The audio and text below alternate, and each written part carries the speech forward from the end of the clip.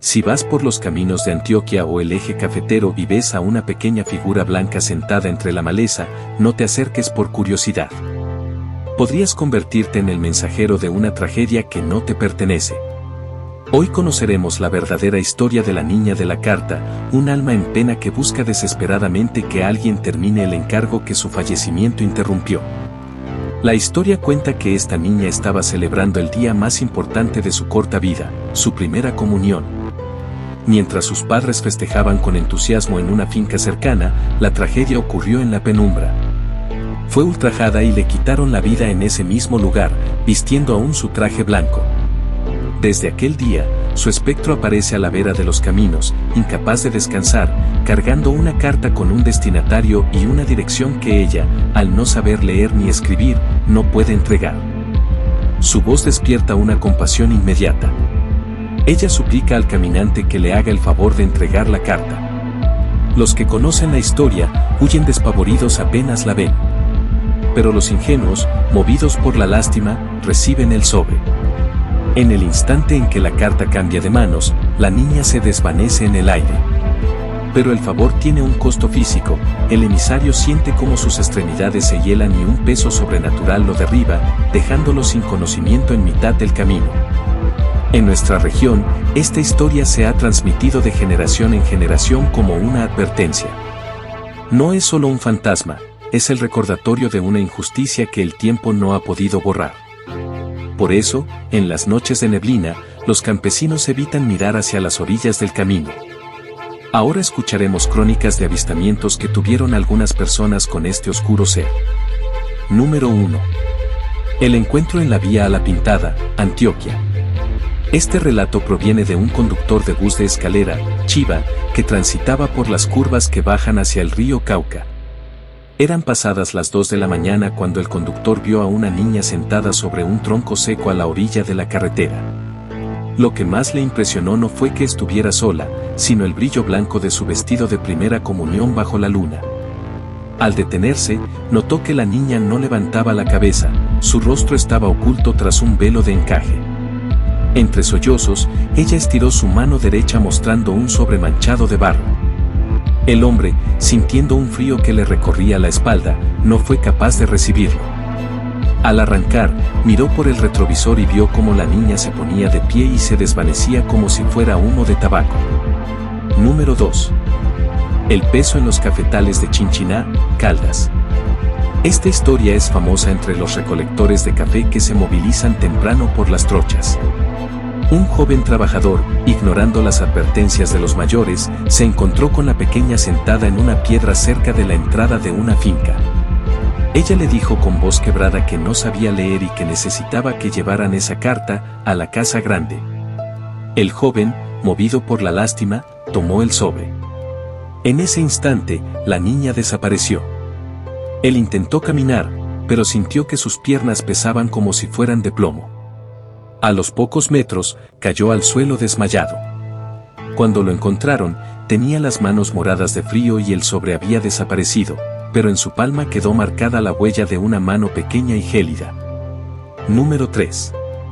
La niña de la curva en el Quindío, vía a Salento. Se dice que este espectro aparece cerca de los antiguos caminos reales donde antes hubo fincas cafeteras prósperas. Un grupo de turistas que regresaba tarde de Salento vio a una niña llorando amargamente a la orilla del camino. Pensaron que se había quedado de alguna fiesta de pueblo por su vestido elegante. Al acercarse para ayudarla, la niña les extendió una carta sin decir una sola palabra. Uno de ellos alcanzó a ver que el sobre tenía un nombre escrito con una caligrafía antigua y borrosa por la humedad.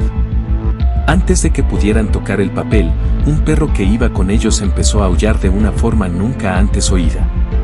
Cuando volvieron la vista, la niña ya no estaba, pero el olor en el aire cambió instantáneamente a flores marchitas y tierra removida. Número 4. La medium y la niña de la carta, historia tomada de la Enciclopedia de las Ciencias Ocultas en Colombia. El 1 de noviembre de 1963, Jesucita se trasladó a Antioquia, atendiendo una pintoresca invitación del Sindicato de Transportadores de Itaguí, que estaba alarmado por el creciente aumento de accidentes provocados por un fantasma de la carretera. Al evento asistió el doctor Javier Restrepo, catedrático de la Universidad de Antioquia, interesado en comprobar la veracidad de las facultades paranormales de Bautista. Para la sesión, la médium fue encadenada a su asiento y Restrepo aseguró con doble llave la puerta de la habitación y comprobó la ausencia de hilos o máscaras ocultos en ella. En la noche se materializó el fantasma de una niña, que don Salvador Cochero, presidente del sindicato, identificó como la aparición de la carretera. El fantasma estableció contacto físico con el doctor Restrepo, entregándole una carta dirigida a los transportadores. En su informe para la universidad, Restrepo se refirió así su encuentro. Se apareció en la cabecera de la mesa, justo detrás de Jesucita. Al principio pensé que una de las niñas de la casa se había colado en la habitación y me levanté enfurecido, dispuesto a acabar con aquella farsa de la médium. Sin embargo, cuando me aproximé a la niña noté con desconcierto que sollozaba y temblaba nerviosamente. Su vestido de primera comunión estaba ajado y gris, y era evidente que pertenecía a otra época. Además, en su cuello tenía una horrible y larga cortada, que me animé a tocar para comprobar que no se tratara de un efecto de maquillaje. Introduciendo un dedo en ella, verifiqué que esta herida había sido sin duda la causa de su fallecimiento. En su interior, pude palpar la superficie húmeda y tensa de uno de sus tendones.